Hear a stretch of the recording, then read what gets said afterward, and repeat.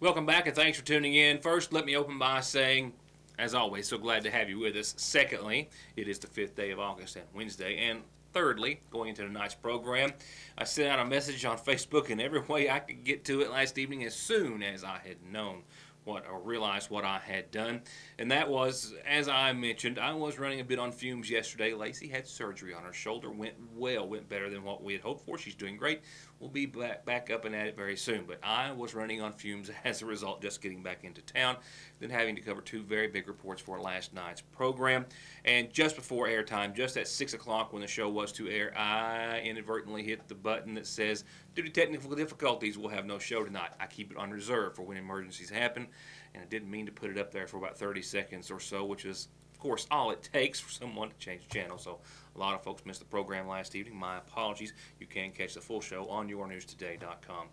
It spoke about the, of course, terrible accident claiming the life of a Johnson County young lady that we'll talk more briefly about this evening and relay services to you to be held in her honor, as well as a public opinion, more so opinion from our officials, I should say, the McGoffin County Judge Executive, Sagersville Mayor, and a member of the McGoffin County Library Board, and I'll touch again on that subject again tonight. So with all said, once again, my apologies.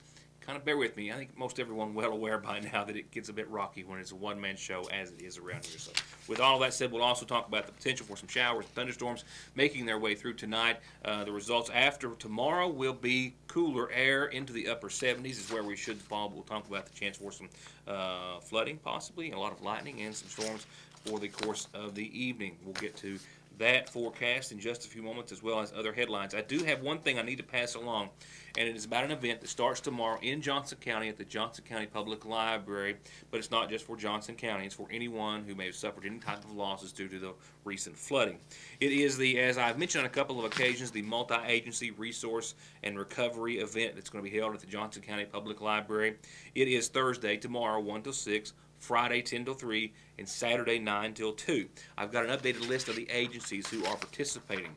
Nancy Price says that Mountain Comprehensive Care, the Red Cross, Barker Mobile Homes, the Department of Community-Based Services, Long-Term Recovery Committee, the Secretary of State's Office, the Christian Appalachian Project, the Division of Vital Statistics, Johnson County Health Department, the Social Security Administration, East Kentucky Small Business Development Center, the USDA, Johnson County PVA Court Clerk and Library, All Hands Volunteers, Kentucky Housing, East Kentucky Realtors, and more are to be on hand for this multi-agency event. And once again, she asked me to stress that it's not just for Johnson County, but any county residents in the viewing area which may have been affected and had losses due to the flooding. All those sources will be available, resources will be available, and it's not just information. They'll have actual hands-on, real-time resources available for you at that event, which starts tomorrow afternoon. I hope to be there and get a little information about it tomorrow, certainly by the end of the week, but it is for the next 3 days.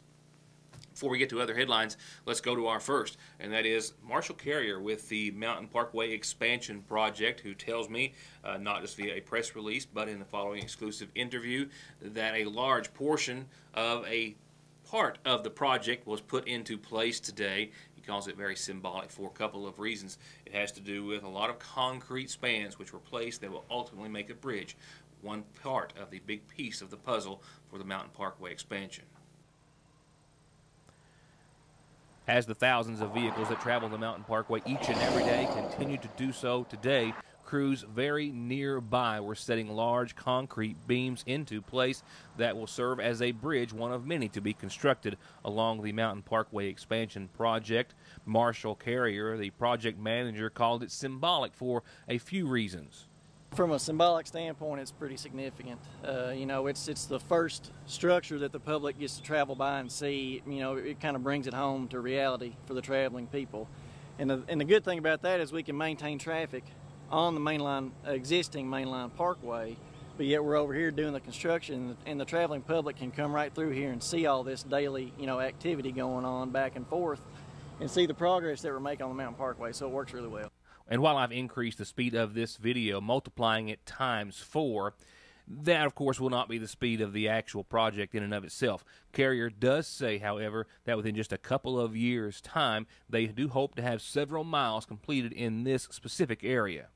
Hopefully in the next 2 years, we'll have approximately 6 miles in this general vicinity complete for the Mountain Parkway, and then we'll be moving towards Restaurant Row just soon after that. By around noon today, crews had set the 16th and final concrete beam in place. Carrier and I also spoke briefly about the Restaurant Row project in a report that I aired in a progress report on that specific area of the Mountain Parkway expansion.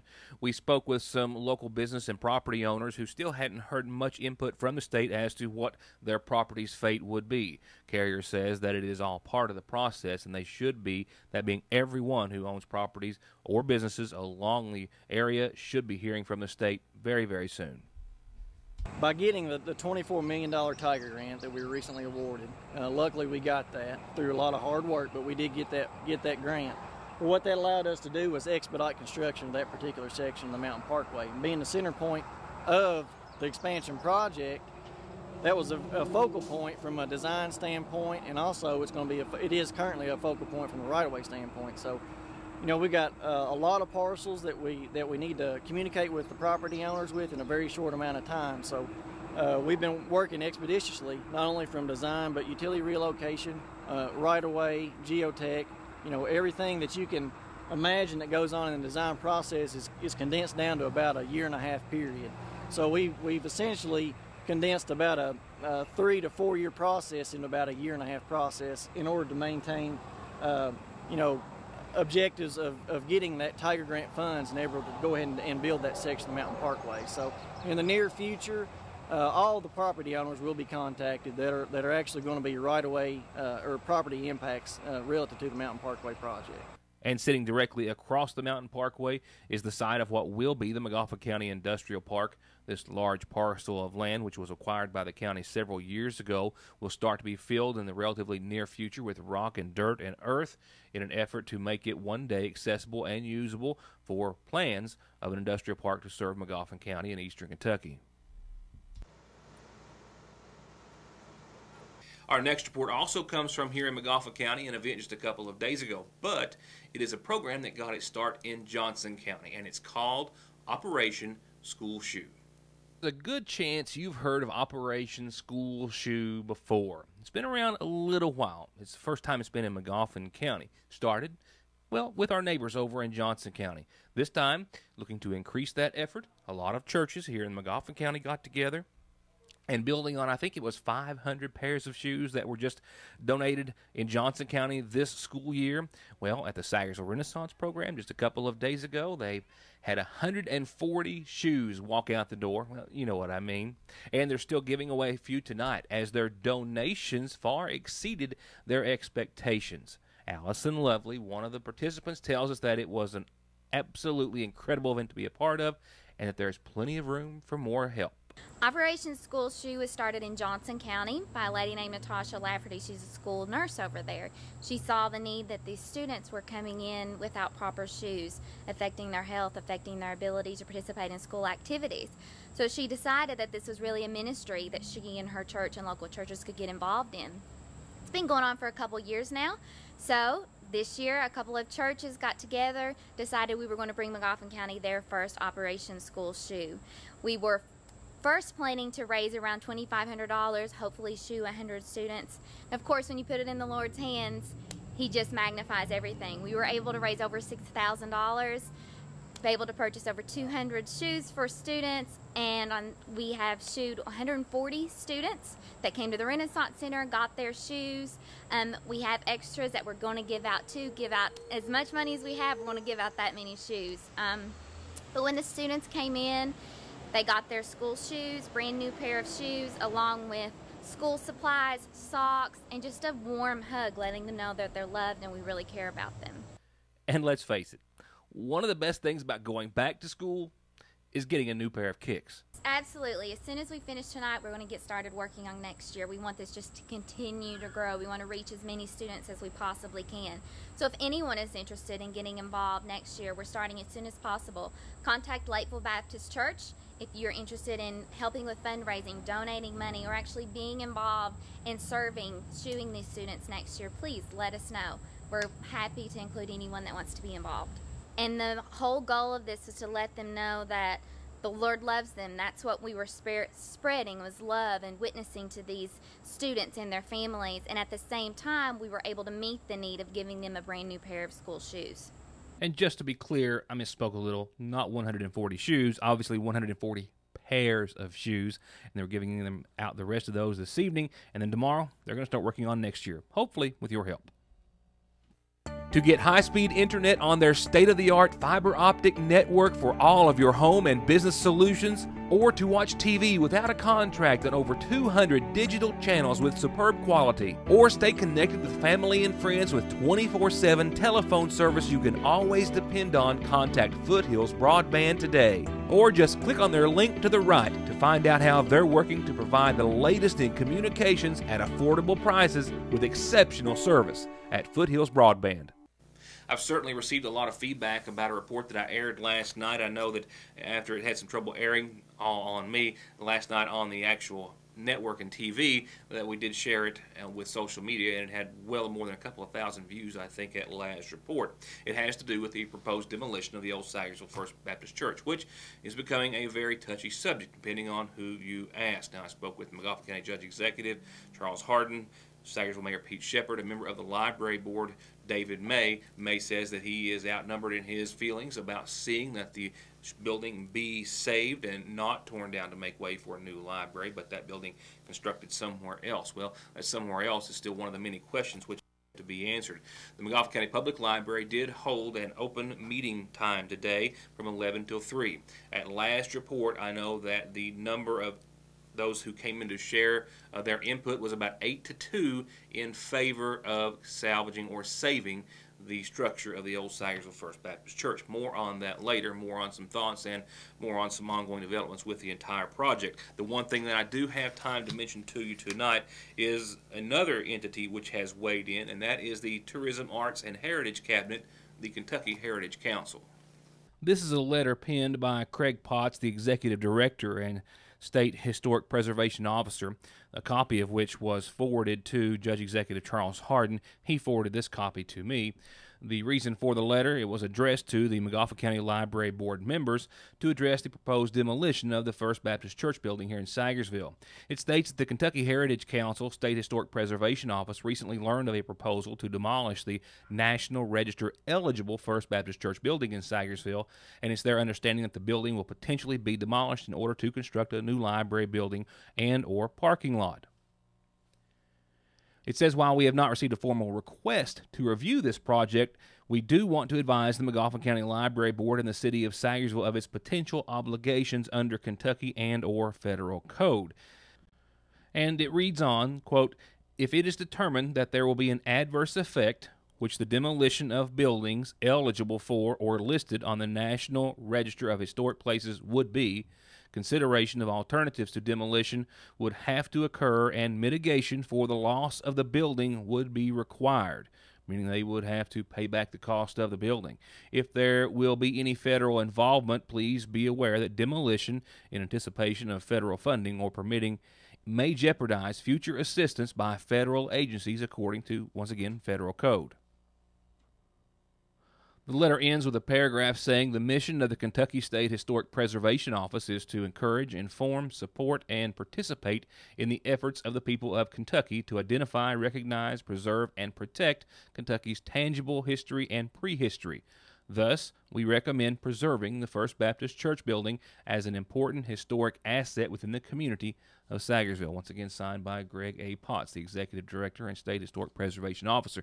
Now, while this was a letter that appears to have been drafted, obviously, to the McGoffin County Library Board members, this is just in-house here in the newsroom. We'll find out upon their receipt of it what their thoughts are, and I have a great feeling that this is going to be great, not in the good sense. I have a significant or large feeling, we'll say, that this is going to be a subject that we'll be talking about for some time to come.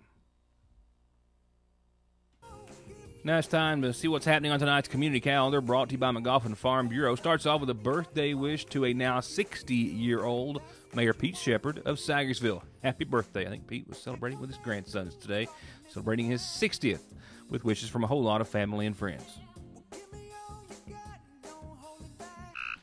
A reminder about revival coming up at the Living Water Pentecostal Church next to the McGoffin County Water Department on Parkway Drive in Sagersville. Revival services beginning Monday, 7 p.m. nightly with Brother Richard Rife and Pastor Bill Shepard. Also in the congregation, invite you to join them.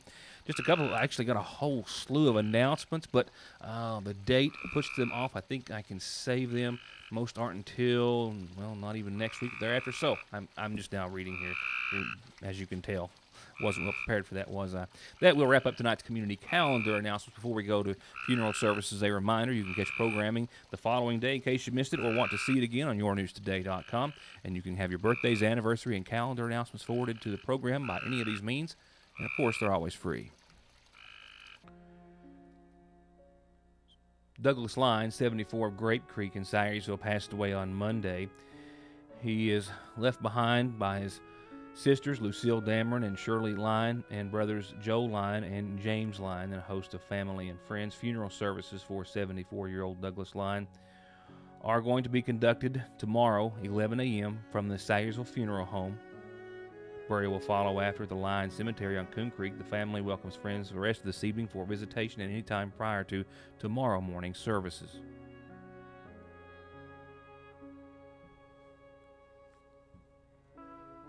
21-year-old Jenna Blair Hall of Paintsville passed away on yesterday's date, the daughter of Eddie and Sherry Blair, and besides her parents, she's survived by her newlywed husband of only 2 weeks, Josh Hall. She was the great-granddaughter of the late Sarah Harper and Jeff Harper of McGoffin County and Mary Harper of Sayersville. Visitation is going to be Thursday, tomorrow, from 11 in the morning till 9 p.m., and then from 10 in the morning until the services on Friday at 1 o'clock, both visitation and services from the First Baptist Church of Paintsville, and burial will take place afterwards at the Johnson County Memorial Cemetery. 47-year-old Jeffrey Lee Porter of West Maple Street in Sayersville passed away on Sunday at his home, the son of Roger and Rita McManus Porter. He's also survived by his companion and best friend of 25 years, Mike Bailey of Sayersville. Funeral services for Jeff are going to be conducted this Friday, 1 o'clock, at the Chapel of Northcutt and Son Funeral Home in Moorhead. Interment or burial will follow the service at the Mount Pisgah Cemetery, also in Moorhead, and the family will welcome friends tomorrow evening after 5 here in Sayersville at the Sayersville Funeral Home, who is in charge of arrangements, and then Friday from 11 till 1 at the Northcutt and Son Home in Moorhead. Arrangements under the care, again, of the Sayersville Funeral Home.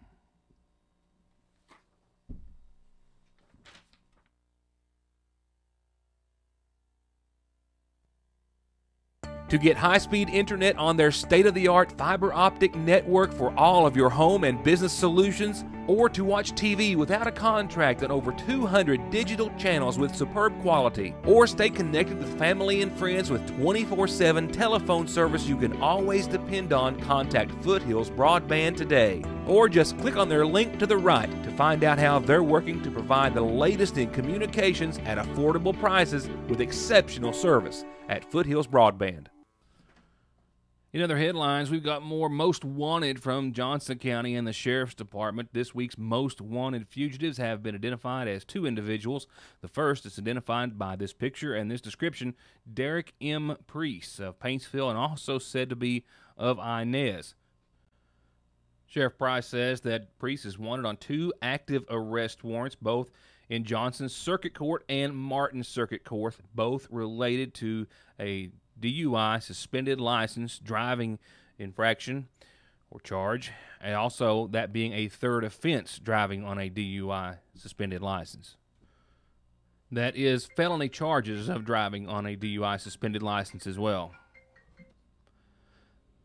The second most wanted this week from Johnson County, 29-year-old Rocky D. Scragg. Scragg is wanted on an active arrest warrant for failure to appear in Johnson Circuit Court on a felony charge of child support violations. If you have any information about the location of either of these individuals, you can and will remain anonymous if you call the Johnson County Sheriff's Department, 789-3411. Once again, 29-year-old Rocky D. Scragg and Derek M. Priest, whose age is unknown. I'm going to go ahead and cut over to your weather a little bit early. If you're catching the early show, this radar image taken just around 6:20 a few moments ago, so it's pretty up to date, and it's pretty clear as to what's headed our way. Now, this is a pattern that I would like to say at most we're going to see over the next couple of days, but I'm afraid it's going to extend much farther than that, and we're going to see this back and forth with storms and not for the next few weeks, quite likely. And in the short term, in less than an hour's time, I think we'll see some showers and storms rolling into much of the viewing area as they continue to work their way this direction, some of which are yielding as much as 1 to maybe 4 inches of rainfall. I think that we'll be somewhere possibly in the middle of that. I think 2 inches of rainfall for the next several hours, over the course of the next several hours, is a good possibility in some of these downpour areas. Now, in between all of that action tonight, a low of 67, mostly cloudy skies, and I think that 60% chance, I think we can up that. We're going to see some showers and possibly some storms tonight, and we could see, as you saw, some significant rainfall. With that, we'll also pick up, on the light side of things, maybe a 1/4 of an inch or so, but in those areas where we see some significant thunderstorms and downpours, we will see some higher rainfall totals tonight. Takes us into your Thursday. Showers and thunderstorms are likely. Now, this front is going to put us right in the middle of some cooler air tomorrow. We will struggle to see 78. We'll see cloudy skies. We will see showers, and we will see storms likely on your tomorrow. New rainfall amounts then 3/4 of an inch to maybe an inch, and that is going to be on the light side. Once again, in those areas where you get caught under a good storm or a good sail, you're going to see more and possibly some flooding situations. Flooding chances are increasing by the hour. Friday, things start to calm down. Still cloudy skies, a low of 81, a high of 81, obviously, a low of 61. The threat of showers and thunderstorms will start to wane, I think a 30% chance, and that's mainly before 11 a.m. Clouds will stick around for the rest of the afternoon. By Friday night, they'll start to clear, and that's when things start to get pretty nice. Saturday, 84, 64, mostly sunny, and you couldn't ask for much of a nicer Saturday in store. And it's also going to hopefully go towards drying out what might be some significant rainfall. Nevertheless, a beautiful weekend does lie ahead after all of this. Mostly sunny, 84 on your Saturday, a low of 64 that night, partly cloudy skies above. Sunday, we'll see, I think, once again, mostly sunny skies return. We'll see the mid-80s come back as well, partly cloudy skies. There's trying to eke its way into the forecast, a 10% chance of showers and thunderstorms on your Sunday, but right now I think it's going to hold off till Monday. Monday we'll see another stormy event, some more showers, more storms, temperatures in the upper 80s, mid to upper, and then guess what? They're followed by another cool down, and it's that back and forth pattern. A lot of activity, a lot of things happening with storms and showers and some sun in between for several days. Once again, thank you so much for being a part of our program. Always a lot of news to see and hear and be a part of, and we thank you for your time in doing so. We'll see you back here tomorrow night for more of Your News Today.